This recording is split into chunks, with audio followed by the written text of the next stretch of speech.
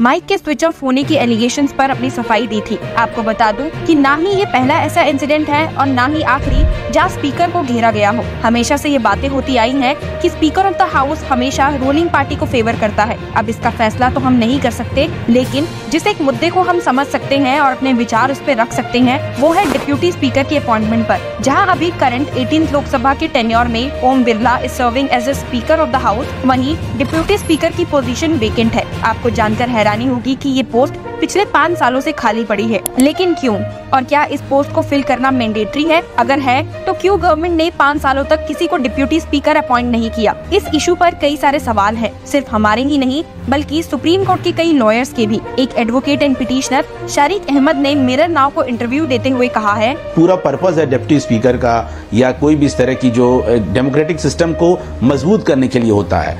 हालांकि कानून में ऐसा कोई प्रावधान नहीं है कि डिप्टी स्पीकर अपोजिशन का होगा, बट चूंकि एक कन्वेंशन बना हुआ था तो डिप्टी स्पीकर को अपोजिशन का बना दिया जाता था, जिससे कि हाउस सामान्य रूप से एक तरह से चलता था। लोगों की एक आपस में वो बनी रहती थी, अपना एक बोनहोमी बनी रहती थी।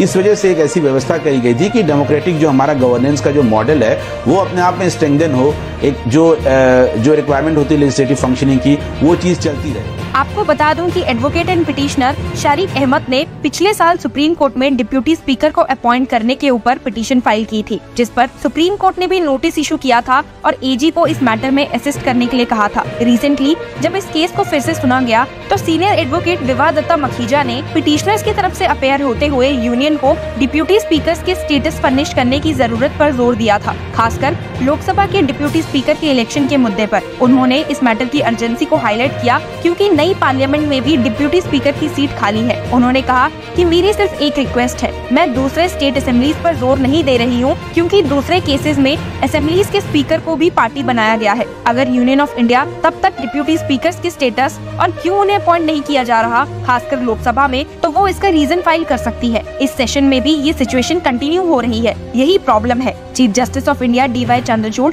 And justice JB Pardiwala and Manoj Mishra की बेंच ने अटॉर्नी जनरल R वेंकटरमणी की अनअवेलेबिलिटी के कारण अगले मंडे के लिए केस को लिस्ट करने पर एग्री किया। CJI ने कहा ठीक है, उन्हें मंडे को आने दो, हम केस को लिस्ट करेंगे। अब ये केस 22 जुलाई के लिए टेकअप किया जाएगा। आपको बता दूं कि फरवरी 2023 में कोर्ट ने यूनियन ऑफ इंडिया और 5 स्टेट्स को PIL में नोटिस इशू किया था। पिछली हियरिंग में मखीजा ने सबमिट किया था कि आर्टिकल 93 और आर्टिकल 178 के मुताबिक स्टेट लेजिस्लेचर्स के लिए डिप्यूटी स्पीकर्स की पोस्ट के इलेक्शन करना मैंडेटरी है। उन्होंने हाईलाइट किया था कि राजस्थान, मध्य प्रदेश, उत्तर प्रदेश, उत्तराखंड, झारखंड और मणिपुर के पास डिप्यूटी स्पीकर्स नहीं है। उन्होंने ये भी ऐड किया था कि मणिपुर पिटीशन में मेंशन नहीं किया गया। बेंच ने यूनियन और स्टेट्स के रिस्पॉन्सेज मांगे थे। बेंच ने attorney general of India R Venkataramani को मैटर में मदद करने के लिए भी रिक्वेस्ट किया था। अब आप सब सोच रहे होंगे कि जब गवर्नमेंट की फंक्शनिंग सही तरीके से चल रही है और स्पीकर ऑलरेडी अपॉइंटेड है तो डिप्यूटी स्पीकर की क्या नीड है, या फिर डिप्यूटी स्पीकर्स के पास क्या पावर्स हैं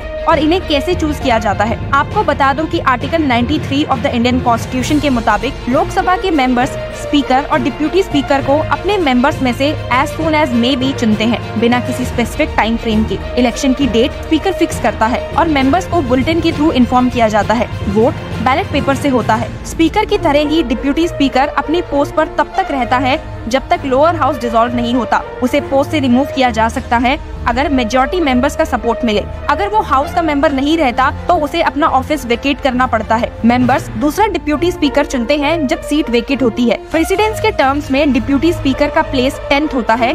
deputy chairman of the Rajya Sabha, union के मिनिस्टर्स ऑफ द स्टेट और प्लानिंग कमीशन के मेंबर्स के साथ रूल्स और प्रोसीजर्स ऑफ द पार्लियामेंट के मुताबिक डिप्यूटी स्पीकर की मदद करता है लोअर हाउस की फंक्शनिंग में। और अगर स्पीकर का पोस्ट वेकेंट होता है तो वो हाउस की प्रोसीडिंग्स को चेयर करता है और स्पीकर की ड्यूटीज परफॉर्म करता है। अगर डिप्यूटी स्पीकर को किसी लेजिस्लेटिव कमेटी में नॉमिनेट किया जाता है तो वो उसका चेयरमैन बन जाता है। स्पीकर के अनलाइक डिप्यूटी स्पीकर डिबेट्स में पार्टिसिपेट कर सकता है और अपना वोट कास्ट कर सकता है जब स्पीकर प्रिसाइड कर रहा होता है। लेकिन जब डिप्यूटी स्पीकर प्रिसाइड कर रहा होता है तो वो वोट कास्ट कर सकता है in case of a tie in the parliament. Convention के मुताबिक ना तो स्पीकर और ना ही डिप्यूटी स्पीकर बिल्स या रेजोल्यूशन स्पॉन्सर करते हैं और ना ही क्वेश्चंस टेबल करते हैं। डिप्यूटी स्पीकर की salary consolidated fund of India से चार्ज होती है और वो वोट के लिए सब्जेक्ट नहीं होती। आपको बता दूं कि लॉ के थ्रू मैंडेट नहीं किया गया, लेकिन पार्लियामेंट्री कन्वेंशंस ये है कि ऑपोजिशन का मेंबर डिप्यूटी स्पीकर की पोस्ट होल्ड करे। ये प्रोसीडिंग्स में बैलेंस इंश्योर करता है